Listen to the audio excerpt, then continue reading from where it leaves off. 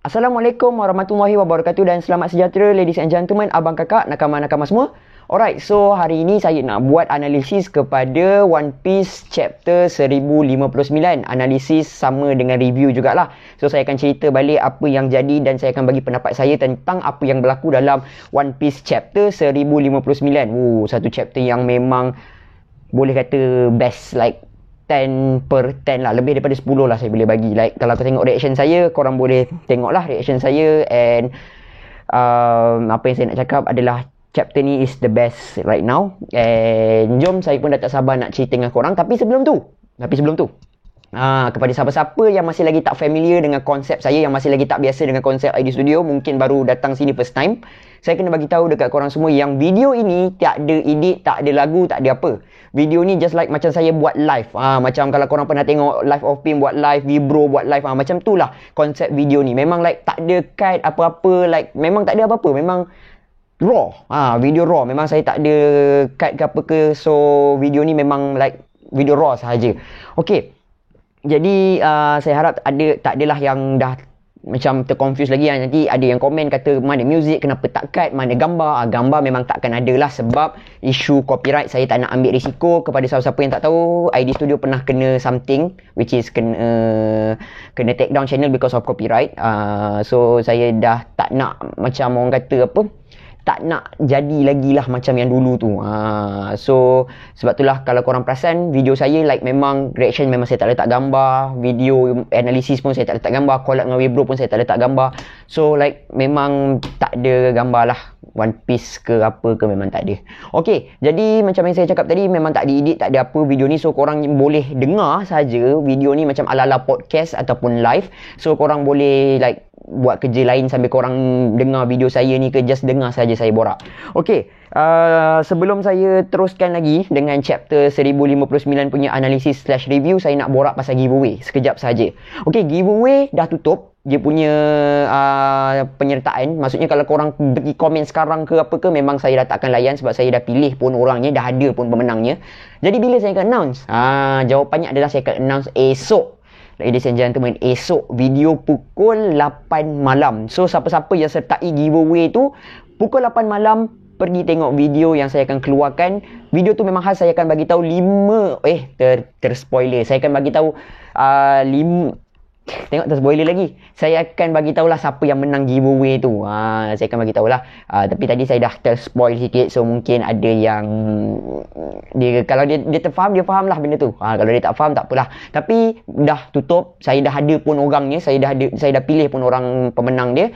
Jadi kepada siapa-siapa yang sertai giveaway tu, yang korang komen dekat video analisis chapter 1058, korang pergi tengok video hari esok pukul 8 malam. Okay. Alright, so jom kita teruskan dengan analisis chapter 1059. Inilah dia bila kita buat video raw ni. Macam ni lah jadinya. Tersasul-sasul tu memang akan adalah sikit-sikit. Okay, chapter 1059 bermula dengan kita dapat tengok Marco kembali ke Spinax Island. Dia kembali balik ke hometown Whitebeard tu lah, di mana kita dapat tengok yang Shanks menumpangkan dia sampai ke pulau itu. Dan Shanks ada ajak Marco untuk sertai pasukan Akagami Pirate, tapi Marco kata dia dah retired daripada jadi lanon dan dia telah pun kembali balik ke pulau itu untuk jaga pulau itu. Pulau yang Marco pergi ni adalah pulau yang Nekomamushi datang pergi jumpa Marco tu. Marco kembali balik kat situ. Okay, so settle pasal part Marco dengan Shanks. Shanks ada dalam chapter ni. So korang boleh tengoklah Shanks ada dalam chapter ni. Dan kemudiannya kita pergi pula ke Wano balik, kalau tak silap saya. Yes, kita pergi balik ke Wano, di mana kita dapat tengok flashback ketika Marco berjumpa dengan Luffy, Zoro, Sanji, Jinbei dan juga Yamato. Tapi guys, sebelum tu kita dapat tengok dulu, sebelum Marco pergi jumpa Luffy and the gang ni, kita dapat tengok Yamato pergi jumpa dulu selepas Akagami lah. Betul lah. Akagami pergi keluar daripada Wano, di mana bila dia dah keluarkan haki tu, lepas tu si Aramaki, ada beza tau Aramaki dengan Akagami. Akagami tu Shanks, Akagami tu rambut merah. Aramaki tu nama si Rokugyu. So bila Rokugyu dah pergi daripada Wano tu, Yamato telah pun pergi berjumpa Luffy, and Luffy sangat terkejut bila Yamato bagi tahu Yamato nak stay dekat Wano. Luffy pun sendiri cakap, kenapa kau tak nak ikut kita orang? Luffy dah bagi green light dah, guys. Luffy dah bagi green light dah dekat Yamato untuk sertai kru, and dia nak Yamato sertai dia. Tapi kita dapat tengok yang Yamato dia nak stay. Bukan setakat Luffy saja, kita dapat tengok Zoro juga bersetuju dengan Luffy, di mana nanti saya akan bagi tahulah kenapa saya cakap macam tu.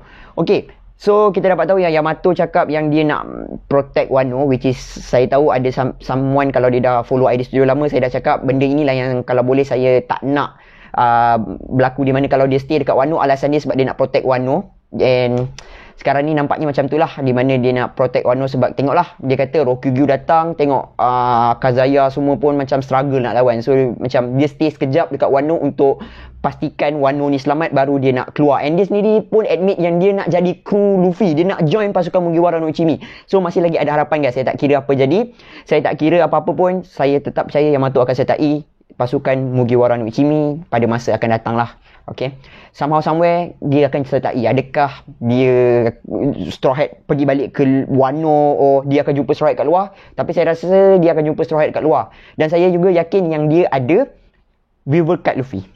Saya rasa dia ada Vival Cut Luffy. Benda sekarang kan, guys, Oda dia boleh twist benda-benda mudah je dia twist kita. Banyak benda dah, benda-benda mudah je dia twist kita. Sebab tu saya boleh fikir cakap dengan korang ni, yang saya cakap Yamato ada Vival Cut Luffy. And somehow dia akan jumpa kat luar lah nanti. Macam tu. Okay, so part Yamato ni saya tak nak borak banyak, sebab saya akan borak dengan Abang Zaf, Wibro. Dalam video collab mungkin akan keluar hari Selasa macam tu. Lepas tu kita dapat tengok flashback. Oh ya, Zoro bercakap dekat Yamato yang Momo dia ada pride dia sendiri. So jangan cakap dekat Momo yang kau nak duduk dekat Wano ni, kau nak stay kat Wano sementara ni, kau nak macam nak tolong dia orang jaga Wano. Macam tu. Sebab itulah kita dapat tengok yang Yamato twist, di mana dia cakap dia akan cari alasan lain, dan kita dapat tahulah alasan lain itu adalah dia nak keliling dulu negara Wano. Which is saya tak rasa benda tu perlu pun sebenarnya. Tapi tak apalah, benda dah jadi pun. So Yamato tetap nak jadi crewmate macam saya cakap tadi, and Luffy pun open arm untuk terima dia. Begitu juga dengan kru lain. Kita dapat tengok Sanji menangis sebab Yamato tak join diorang. Dia memang sedih. Yamato cakap Yamato nak stay dulu dekat Wano sebelum sertai diorang. Kita dapat tengok kesianlah Sanji, and reaction Sanji tu adalah reaction saya lah. Secara jujurnya. Okay. Dan seterusnya kita pergi pula ke part yang saya rasa semua orang ternanti-nanti, termasuk saya, di mana ramai orang selama ni tertanya kenapa Luffy tak jumpa Marco. Tapi sekarang kita dapat tengoklah Marco berjumpa dengan Luffy, dan surprisingly macam saya cakap dekat reaction saya, Marco jumpa dengan Luffy tak panggil Marco dengan nama pineapple ke nenas ke apa ke macam tu. Dia panggil nama Marco dengan nama Marco lah, which is dia panggil Marco. Macam tu. Lepas tu Marco ada cakap pasal pasal A semua tu, and Luffy berterima kasih dekat dia lah apa yang dah jadi dekat Marineford, di mana dia thank si Marco sebab tolong dia dekat Marineford semua, dan Marco pergi meninggalkan Wano lah, di mana dia cakap dekat Luffy yang ada kapal yang dia nak tumpang, iaitu kapal Red Force lah, which is kapal Shanks. So Marco dia terus pergi ke sana, dan dia cakap sekarang ni adalah era engkau. Dan Luffy senyumlah bila si Marco cakap macam tu, which is panel yang memang saya ternanti-nanti. Saya rasa bukan setakat saya saja, tapi semua fan One Piece ternanti-nanti bila Luffy nak jumpa Marco. And sekarang kita dah dapat tengok lah dia jumpa Marco. Dan bukan setakat dengan Luffy saja dia interact, tapi dengan Jinbei juga dia interact. Dia tak interact dengan Yamato, Zoro dan juga Sanji saja, tapi kalau ikutkan Zoro dia dah interact waktu dekat Onigashima punya war tu. Sanji dengan Yamato je dia tak interact lagi. So Marco pergi meninggalkan Wano bersama dengan Akagami. So itulah dia flashback Wano, di mana itulah yang berlaku. Marco kembali balik ke Pulau Whitebeard itu, dan seterusnya guys kita terus pergi ke Amazon Lily guys. Amazon Lily, di mana kita dapat tengok secara tiba-tiba kita pelik. Kenapa Amazon Lily tu, bila saya baca kan, kalau korang boleh tengok reaction saya cakap kenapa Amazon Lily ni dah jadi lain. Kalau korang rasa nampak macam terbelah dekat bukit tu, macam ada something terbelah. Dan kita dapat tahulah nanti apa yang berlaku. So kita dapat tengok yang bawah Hancock selamat daripada Marine. Dan dia cakap sekarang ni dia nak pergi kahwin dengan Luffy. Typical Hancock lah, biasalah. Even dia ulang banyak kali pun kita akan tetap gelak jugalah sebagai fan One Piece. Okay, so kita pergi balik ke flashback beberapa minggu selepas hari yang present day ni lah, di mana pasukan Marine datang tu lah waktu Kobe ada cakap dia nak pergi tangkap bawah Hancock. Jadi Kobe and the gang ni telah pun tiba dekat Amazon Lily bersama-sama dengan Vice Admiral. Ada satu Vice Admiral bersama-sama dengan Kobe dan juga Helmeppo, iaitu Vice Admiral Kamakaji. Apa tak nama dia sekejap Yamakaji guys. Yamakaji. Dekat-dekat lah tu kan, jadi Yaka apa tu. Dekat-dekat lah. Okay, Vice Admiral Yamakaji bersama dengan mereka. Jadi diorang datang untuk tangkap Hancock. Dan kita dapat tengok yang bukan setakat diorang saja yang datang guys. Bukan setakat itu saja. Diorang bawa satu benda yang baru dicipta oleh The Genius Vegapunk, Dr. Vegapunk lah. Di mana kita dapat tengok mereka membawa Pacifista yang baru yang dicipta oleh SSG, Super Science Group. Kalau saya salah, korang boleh betulkan kat bawah nama tu kan, Super Science Group tu. SSG lah yang paling pasti. Di mana kita dapat tengok yang SSG ni sebenarnya adalah Pacifista. Masih lagi namanya Pacifista. Dan Pacifista ni bukan badan yang macam Kuma tu. Bukan guys. Ini dah jadi lain sikit. Budak kecil je. Budak kecil je. Saya akan terangkan pasal Pacifista yang baru ni, ataupun nama dia adalah Sarap Him. Kalau saya salah pronounce, kena bagi tahu kat bawah. Tapi kalau saya baca like tu, dia tulis Sarap Him. Sarap Him. Macam tu lah. So, saya akan terangkan tu sekejap lagi sebab benda tu dekat ending. Dia punya, kita dapat tahu lebih dekat ending chapter ni. So, seterusnya kita dapat tengok lah dia orang lawan. Secara tiba-tiba, ada rakit guys. Nampak bila ada rakit berpusing-pusing ni saya. Okey, ada rakit guys. Rakit siapa tu? Siapa yang pakai rakit dalam dunia One Piece? Marshall D. Teach, aka Yonko Kurohige, Blackbeard. Di mana Blackbeard datang guys. Di mana kalau korang ingat lagi dekat episod 957, Whitebeard lah pula, ya Allah. Kurohige, Teach, dia kata dia nak ambil sesuatu. Dia kata kita kena keluar ke laut sekarang. Kalau dia nak angkut benda tu naik kapal Navy, kita perlu ambil benda tu dulu. So banyak teori cakap, oh ancient weapon, oh ini itu. Rupanya guys, dia target bawah Hancock punya devil fruit. Yes guys, Melo tu. Korang bayangkan Blackbeard buat tu kan. Melo Allahu Akbar. Korang bayangkan. Tak sesuai. So, kita dapat tengok yang diorang datang kat situ dan dia bawa dua commander dia yang kita dapat tengok dalam chapter kali ni, which is Katarina Dibon dan juga Vasco Shot. Di mana dua-dua ni macam sama dengan Teach nakkan Hancock juga. Macam tu. So, seterusnya diorang berlawan semua tu kan. Dan lepas tu kita dapat tengok yang bawah Hancock sendiri turun tangan untuk berlawan dengan Navy dan juga pasukan Yonko Kurohige. Dan bila dia tengah lawan macam saya cakap tadi, tiba-tiba Yonko Kurohige muka dia takut. Teach ni, korang bayangkan, Teach ni takut. Out of nowhere, dia takut. Dia macam, no way. No way. Dia macam tu. Adalah dia bagi tahu beberapa description. Dan kita dapat tahu itu adalah Pacifista yang baru, ladies and gentlemen, yang dinamakan sebagai Sarap Him. Apa-apa je lah. Okay. So kita dapat tengok lah beberapa Sarap Him tu kan, Pacifista tu kan. Kita dapat tengok diorang punya kekuatan macam mana. Like salah satunya dia ada pedang Mihawk tu guys. Bukan pedang Mihawk. Tengok dah spoiler dah. Padahal saya nak bagi tahu benda ni dekat ending, tapi tak apalah. Dia ada satu budak ni, yang Pacifista budak seorang ni, dia macam Mihawk tau, like muka macam Mihawk, dan dia punya pedang tu hampir sama-sama dengan Mihawk, dan dia slash sekali, boom, Amazon Lily punya bukit tu. Baru kita faham kenapa boleh jadi macam tu dekat awal chapter tadi.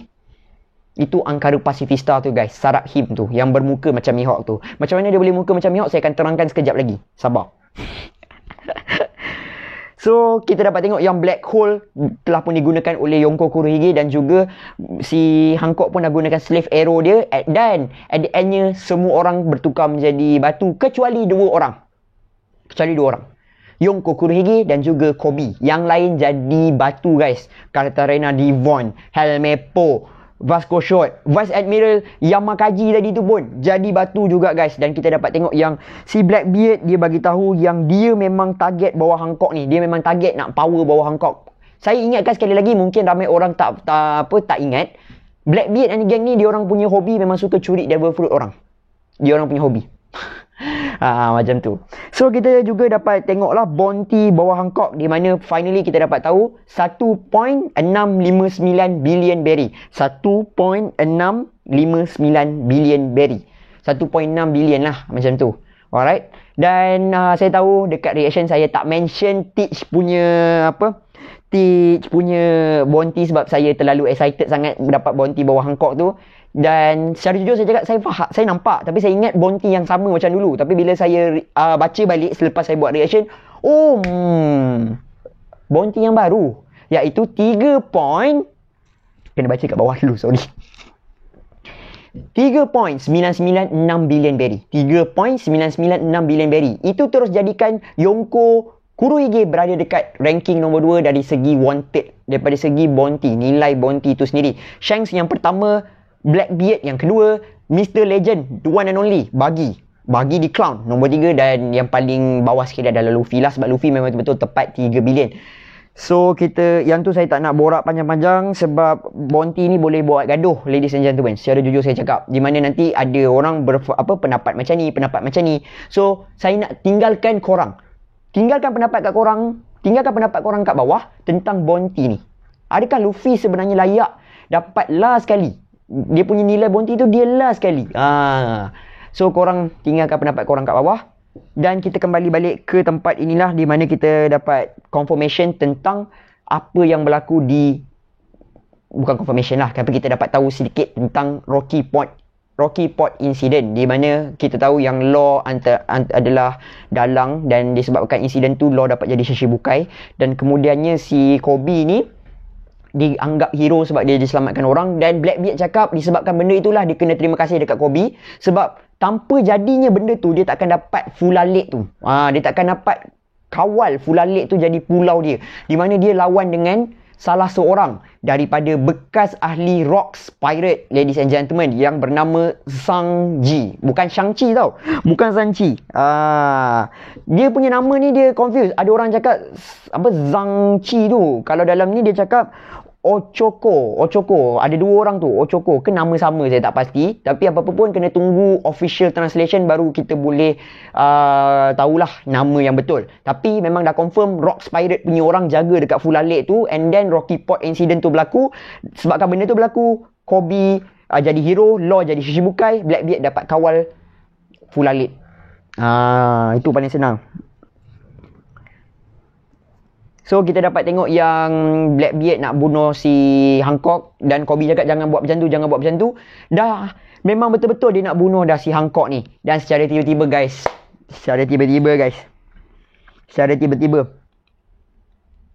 the man himself is back. The legend.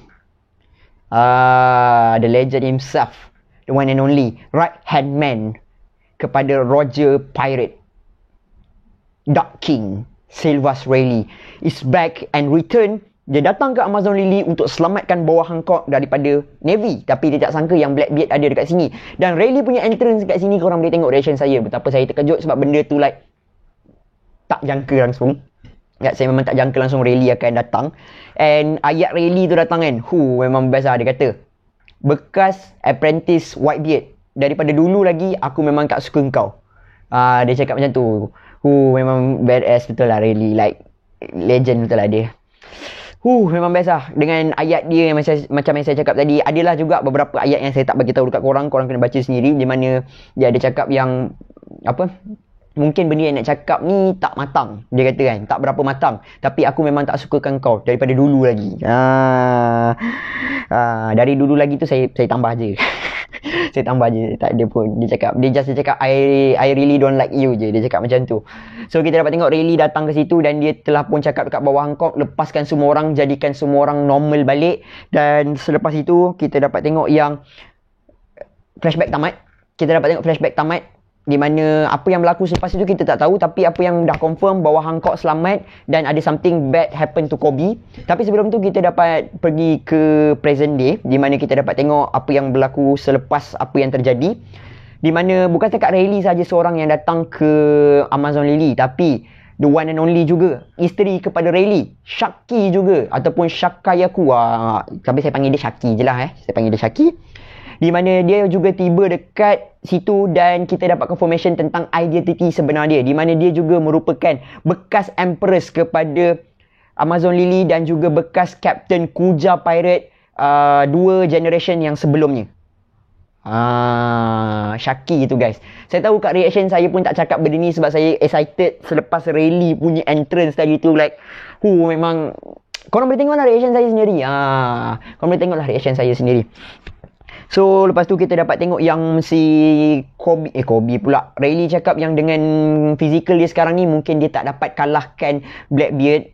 Dia admit benda tu. So okay, kita dah dapat tengok kat situ Rayleigh admit benda tu.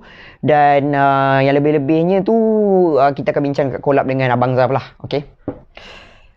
Dan seterusnya kita dah sampai ke part yang di mana saya nak cakap tentang Kobe. Untuk pengetahuan korang, Kobe telah pun diculik oleh Blackbeard Pirate, oleh Kurohige. Yonko Kurohige telah pun culik Kobe. Apa plan dia? Kenapa dia culik Kobe? Adakah betul-betul Kobe kena culik? Masih lagi jadi misteri lah, kita tak tahu. Tapi berita tu sendiri cakap yang Kobe telah pun diculik oleh Yonko Kurohige. Tapi saya tak rasa yang Kurohige culik Kobe. Kalau dia culik, apa sebab dia? Cuba korang komen. Korang rasa kenapa Kurohige nak culik Kobe? Apa sebabnya? Adakah dia nak gunakan Kobe untuk kerja-kerja dia yang seterusnya, plan langkah dia yang seterusnya untuk jadi Pirate King? Kita tahu salah seorang daripada ahli dia iaitu Katarina Devon. Katarina Devon boleh berubah rupa. Adakah dia akan berubah rupa menjadi Kobe? Tapi apa function dia ambil Kobe? Ataupun dia nak blackmail dia nak ugut Marine ke? Tapi kita tak tahulah.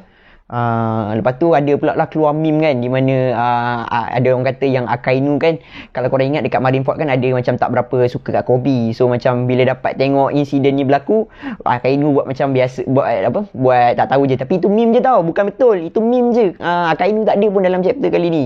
So itu meme saja. Itu benda lawak saja. Okay, so kita dah sampai ke part yang agak terkejut saya jugalah. Tengok bila nak cerita benda ni like sampai ayat pun dah berlari tu guys. So kita nak bercerita pasal Pacifista yang baru yang dibangunkan oleh Vegapunk dan juga SSG, Super Science Group, di mana yang dikenali sebagai Seraphim. Seraphim. Tengok, korang boleh tengok berapa kali saya cakap Seraphim. Even kalau video ni beredit-edit pun saya akan cakap Seraphim. Saya susah sikit. Saya tak tahu kenapa, tapi saya susah sikit nak pronounce benda tu. Mungkin kena tunggu Jepun punya nama kot. Sebab saya lebih suka cakap dalam Jepun punya slang, Jepun punya perkataan. Tapi kalau Jepun pun Seraphim juga, Seraphim je lah kita panggil. Okay, so Pacifista yang baru ni bukan macam dulu.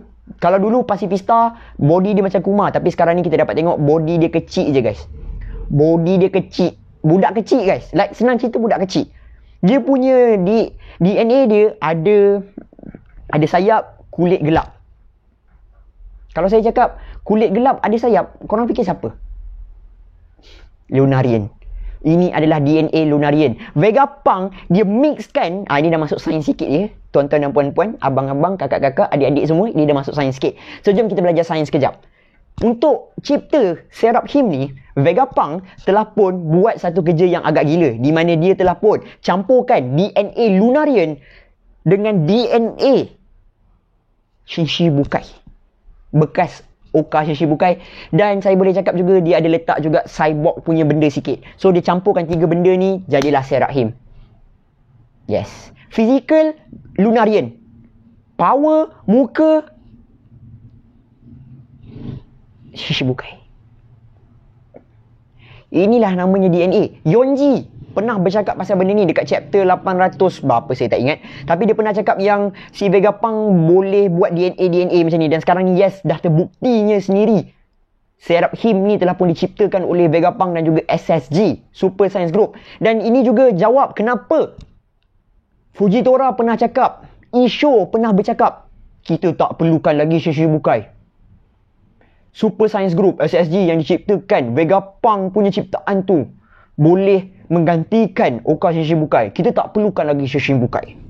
Saya tak tahu kenapa saya cakap macam tu, tapi saya harap suara saya macam Fujitora lah tadi tu, walaupun like lain sangat. Tapi like guys, itulah dia SSG-nya. Itulah dia SSG-nya. Itulah yang selama ni kita tertanya-tanya, apa SSG, FSSG tu. Inilah dia. Inilah dia SSG, Super Science Group ini, yang diciptakan oleh Vegapunk ni, Seraphim ni. Sekali lagi saya cakap, DNA Lunarian, DNA dan muka Shichibukai cyborg sikit. Kita dapat tengok dia boleh keluarkan laser juga macam yang Pacifista yang lama. Dan itu je lah yang korang perlu tahu pasal Seraphim ni. InsyaAllah saya akan buat video pasal Seraphim ni. Kalau saya ada masa, saya akan buat video pasal Seraphim ni. Sebab benda ni like best nak borak. Okay, dan saya kena buat research dulu pasal apa yang Yonji cakap dekat chapter 800 lebih tu semualah. Alright guys, so saya rasa itu saja untuk chapter 1059. Kalau saya ada tertinggal apa-apa, korang boleh tinggalkan benda yang saya tertinggal tu kat bawah lah. Korang just share je apa yang saya tertinggal tu. Tapi saya rasa saya dah cover semua dah. So ladies and gentlemen, itulah dia analisis ataupun review saya untuk One Piece chapter 1059. So macam mana, apa pendapat korang tentang chapter 1059 kali ni? Korang boleh tinggalkan pendapat korang kat bawah. Alright guys, so itu saja daripada saya hari ni. Jangan lupa untuk tengok video esok pukul 8 malam kepada siapa-siapa yang saya tak giveaway, sebab saya akan announce siapa yang menang giveaway dekat situ.